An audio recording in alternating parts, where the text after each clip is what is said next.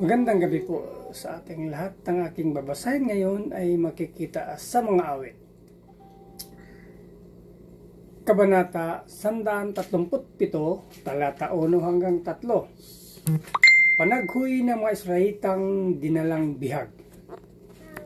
Sa pangpang ng mailog nitong bansang Babylonia, kami nakaupong tumatangis sa tuwing Zion aming naalaala.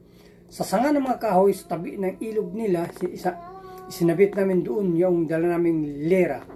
Sa amin ay inuutos na nang sa amin ay lumupig.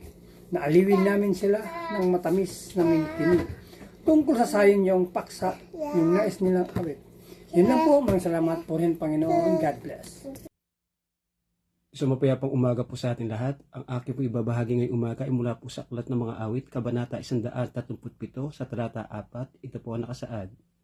Ang awit para kay Yahuwah, paano namin aawitin samantalang kami bihag sa lupaing hindi amin? Ito po ang nakasaad sa Banal na Kasulatan. Ibigay po natin lagi ang pinakamataas na papuri, pasalamat sa ating Ama Lumikha. Amin. Magandang gabi po sa ating lahat. Ang babasahin ko po ay mula po sa Salmo chapter 137 verse 5 to 6. Sana'y hindi na gumalaw ang kanan kong kamay kung kalilimutan ko ang Jerusalem. Sana'y maging pipi ako kung hindi ko aalalahanin at ituturing na aking kaligayahan ang Jerusalem. Amen. God bless po. Good evening po. Ang aking Bible verse for today is from the book of Psalms, chapter 137, verse 7. Yahweh, sana'y gunitain, ginawa ng Edomita, nang ang bayang Jerusalem ay malupig at makuha. Sumisigaw silang lahat na ang wikang binabadya, iguho na ng lubusan, sa lupa ay ibagsak na. Amen. Ang mabuting balita ng ating Panginoon. So muli po, isang mapagpalang araw po muli sa ating lahat. At tayo nga po ay nasa Psalms 137. Ito po yung chapter na kung saan yung mga Israelita, ito po yung panaghoy ng mga taga-Israelita nung sila po yung mabihag ng mga taga-Babylon. At dito nga po kung sa awitin by the rivers of Babylon, very familiar po tayo dyan. Kaya ito po yung chapter na mababasa po natin yan.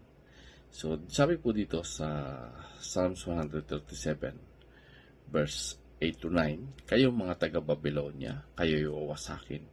Mapalad ang mga taong lilipol sa inyo, gaya ng ginawa ninyong paglipol sa amin. Mapalad silang kukuha ng inyong mga sanggol at iahampas sa mga bato. So, dito makikita po natin na talagang yung mga Israelita, o yung psalmist, ay talagang nagsasabi, na talagang may balik, yung ginawa ng taga-Babylonia sa Israel. So, ibig sabihin, mangyayari rin sa mga taga-Babylon, na talagang sila ay lilipunin din. So, dito po natin makikita na talaga ang Diyos ay He is a God of justice. Talagang kung ano yung ginawa, nangyayari po ito. Kaya purihin po yung Panginoon na lahat ng bagay ay nangyayari ayon po sa kanyang purpose.